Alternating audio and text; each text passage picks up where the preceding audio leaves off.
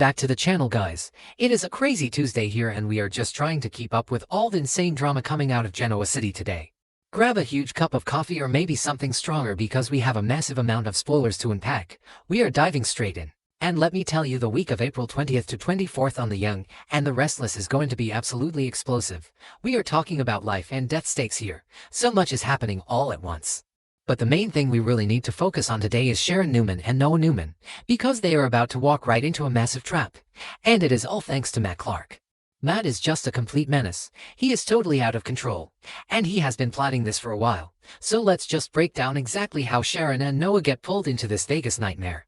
Because it is honestly terrifying to watch unfold. So it all starts with a text message, but it is not a real text message from Nick. We all know Matt Clark is a sick guy. He kidnapped Nick. He locked him in a dingy storage room. And while Nick was knocked out and drugged out of his mind, Matt just reached into his pocket and stole his cell phone. And Matt uses that phone to text Sharon. He pretends to be Nick. He types up this message saying that they have Matt cornered. He makes it sound like Nick and Adam are winning, like they finally have the upper hand against Matt after all this time. And he tells Sharon to come to Vegas to see it happen, to see them finally take Matt down. And Sharon falls for it. Of course she does, because she is Sharon. She has this fierce maternal and protective instinct when it comes to Nick. Even though they have had their ups and downs over the years, she still loves him deeply. She has been having these terrible gut feelings about this whole Vegas trip anyway. Chelsea called her earlier and was panicking on the phone, so Sharon is already on edge. And when she gets this text from Nick saying he needs her there or wants her there to witness the victory, she does not even hesitate. She texts back saying we are on our way.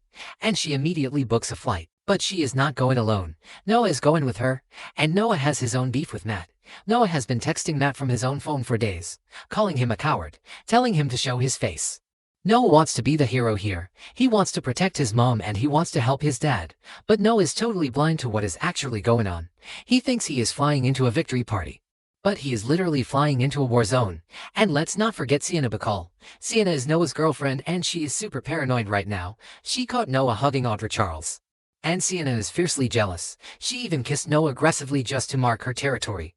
Sienna got a creepy text from Matt too. And she was worried Matt was going to use her to track Risa Thompson. But honestly, Matt does not even care about Sienna right now. His main target is Nick. And destroying Nick means destroying Sharon and Noah. So Sharon and Noah get on a plane. They land in Sin City. And they follow the location that Matt sent them from Nick's stolen phone. And this brings us to the weekly promo video.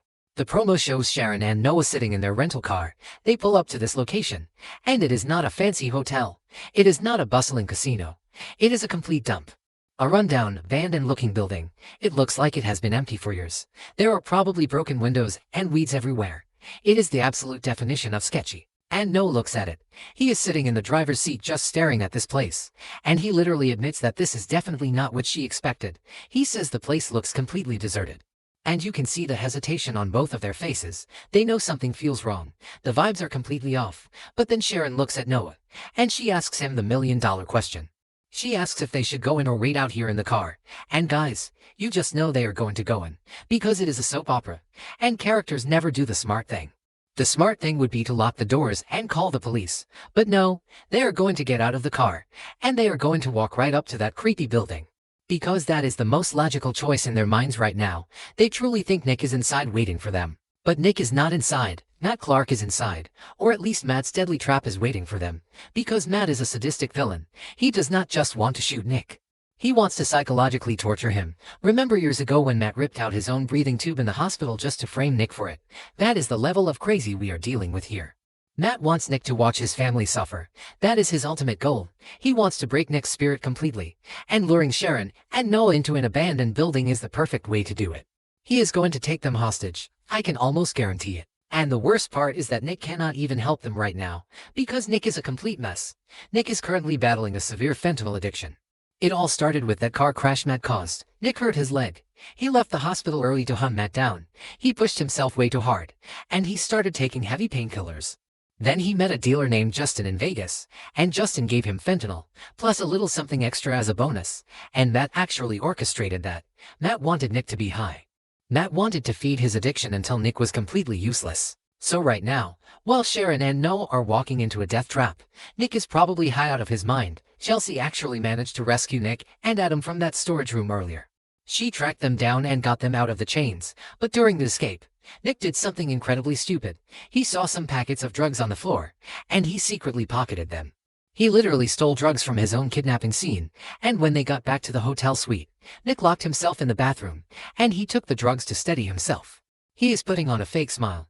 He is acting like he has all this energy to go hunt Matt down, but he is literally fading. He is a drug addict right now, and he is in no shape to fight anyone, let alone save his family. And Adam is not in any shape to help either. Adam just went through absolute hell. Reza Thompson figured out that Adam was just using her. Adam was kissing her and playing his spider persona just to get intel on Matt, but Reza recorded him confessing that he despises her, and she played that tape for Matt. And then Reza brutally tortured Adam. She used a high-voltage stun gun on him, over and over again, while Matt just stood there and laughed. So Adam is physically battered. He is traumatized. And he is carrying so much guilt, because he brought Matt back into their lives. He opened this door, and now everyone is paying the price. Chelsea is terrified. She flew to Vegas because she had nightmares about Adam turning back into Spider, and her nightmares were basically real. She saved the brothers. But Matt even tried to blackmail her. Matt came to her room, called her hot stuff, and demanded that she sleep with him to secure Adam's release. Chelsea refused. She was ready to slap him. She is a fierce protector, but she is just one woman. She is stuck in a hotel with a drug-addicted Nick and a tortured Adam. And she has no idea that Sharon and Noah are about to be taken hostage by Matt. And let's just pause and think about Chelsea Lawson for a minute. Chelsea has been through the ringer. She is a mother trying to keep her family together. Connor Newman needs his father. But Adam is out here kissing Reza Thompson and playing poker and getting tortured with stun guns. Chelsea flew all the way to Vegas just to save him. She literally broke him and Nick out of chains. She is doing all the heavy lifting right now, but she is exhausted. She is running on pure adrenaline. And when she finds out that Sharon and Noah are in Vegas too, and that they walked right into Matt's trap, Chelsea is going to lose her mind, because now she has more people to worry about, more people to protect. And Chelsea knows how dangerous Matt is. Matt literally looked her in the eye and demanded she sleep with him. He is a vile, disgusting human being, and Chelsea knows he will not hesitate to hurt Sharon or Noah just for fun. Imagine the scene when Sharon and Noah walk into that abandoned building. The doors are probably going to lock behind them, the lights will flicker, and Matt Clark will step out of the shadows. He is going to have that smug, evil smile on his face, and he is going to tell them that Nick is not there, or worse, he is going to tell them exactly what Nick has become. Matt is going to weaponize Nick's addiction. He will tell Sharon that her precious Nick is a junkie now, that he is high on fentanyl while they are about to die. Matt is going to use every psychological trick in the book to break Sharon and Noah down. And Noah is going to be so angry. He has been talking a big game over text, but facing a killer like Matt in person is a whole different story. Matt is not playing games. We know from other spoilers that Matt has a team of hidden snipers. He is planning a massive hostage exchange in the remote Nevada desert later on.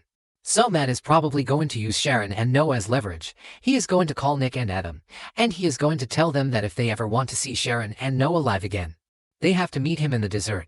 It is setting up a massive, deadly confrontation. And if anything happens to Sharon or Noah, Nick is going to completely self-destruct. Joshua Morrow did an interview recently, and he said that Nick's absolute rock bottom would be if his addiction caused someone he loves to get hurt. Well, here we are. Nick's phone was stolen because he was incapacitated. Nick is high in a hotel bathroom instead of protecting his son and the mother of his children. The guilt is going to be unbearable. If Noah gets shot, or if Sharon gets hurt, Nick will blame himself forever. He might just take a massive dose of fentanyl and try to end it all. The stakes are just that dark right now. But look, we also have to talk about what is going on back in Genoa City, because while all this Vegas chaos is happening, Phyllis Summers is dealing with her own massive drama. The week of April 20th to 24th shows that Phyllis's big power grab might hit a major snag. Phyllis just executed this huge corporate takeover. She controls Newman Enterprises now. She is sitting in the CEO chair. She even called Lauren Fenmore to brag about how she finally won. Phyllis thinks she is on top of the world, but her victory is actually completely hollow. Because her children despise her right now, Daniel Romalotti Jr. and Summer Newman are completely icing her out. They refuse to speak to her. Phyllis offered Daniel a job. She wanted him to run his own division at Summer's group, but Daniel flat out rejected it. He looked his mother in the eye and told her that he and Summer want absolutely nothing to do with her. Unless she gives Newman Enterprises back. Daniel is a man of principle. He canceled his trip to Barcelona with Tessa Porter just to deal with all this family drama. And he is not going to let Phyllis buy his love with a corporate title. So Phyllis is isolated. She has all this power but she is completely alone. And that isolation is a huge roadblock for her. Phyllis needs validation. She needs her kids to think she is amazing. Without them, the CEO chair feels pretty cold, and we cannot ignore the psychological toll this is taking on her. Phyllis has always been driven by a need to prove herself. She wants to be the smartest person in the room. She wants to beat Victor at his own game. And she did. She took Newman Enterprises. But at what cost? She is sitting in Victor's chair. But her life is empty. Summer is ignoring her texts. Daniel is looking at her with pure disappointment. Phyllis might start second-guessing everything. Her big roadblock might not even be a legal loophole or a corporate attack. Her big roadblock might be her own conscience, if she even has one left. She might realize that running a conglomerate is not worth losing the only people who actually love her. But knowing Phyllis, she will probably just double down. She will probably try to force Daniel and Summer to respect her by getting even more power. Because that is what Phyllis does. She never backs down, even when she is driving straight off a cliff. But that is not the only snag she might face, because there are a lot of angry people in Genoa City right now. Nikki Newman is furious. Victor Newman is furious. And Jack Abbott is completely devastated. Jack just lost his own company. Diane Jenkins Abbott teamed up with Victor Newman, the man who kidnapped Jack and had Patty Williams drug him on a yacht. Diane teamed up with Victor to execute a hostile takeover of Jabbit Cosmetics. Jack is broken, and Nikki is humiliated because Victor exposed her secrets and locked her out of Newman. So what if Jack and Nikki team up? They are both victims of Victor and Diane's cruel alliance. Jack and Nikki could join forces to take Newman Enterprises away from Phyllis. They could find a legal loophole, or they could hack the AI system Phyllis used. If Jack and Nikki focus their anger on Phyllis, she is going to lose everything she just stole. Phyllis thinks she is untouchable, but nobody is untouchable in this town. So between the corporate wars in Genoa City and the literal life and death hostage situation in Las Vegas, the young and the restless is just firing on all cylinders right now. The week of April 20th to 24th is going to be one for the history books. We are going to see Sharon and Noah walk into the belly of the beast. We are going to see Matt Clark unleash his full sadistic plan. We are going to see Nick struggle to stay conscious while his family's lives are on the line. And we are going to see Adam and Chelsea push to their absolute breaking points. I honestly do not know how they are going to get out of this one. Matt has snipers, he has the upper hand, he has hostages, and the Newmans are completely fractured. It is going to take a miracle to get everyone out of Vegas alive, and I have a terrible feeling that someone is going to catch a bullet before this is all over. We already know Adam gets severely injured in the dessert shootout later, so maybe Sharon and Noah are the bait that drags Adam out there. It all connects. It is all one big, terrifying web that Matt Clark has spun, so make sure you guys are tuning in every single day, because you do not want to miss a single second of this drama.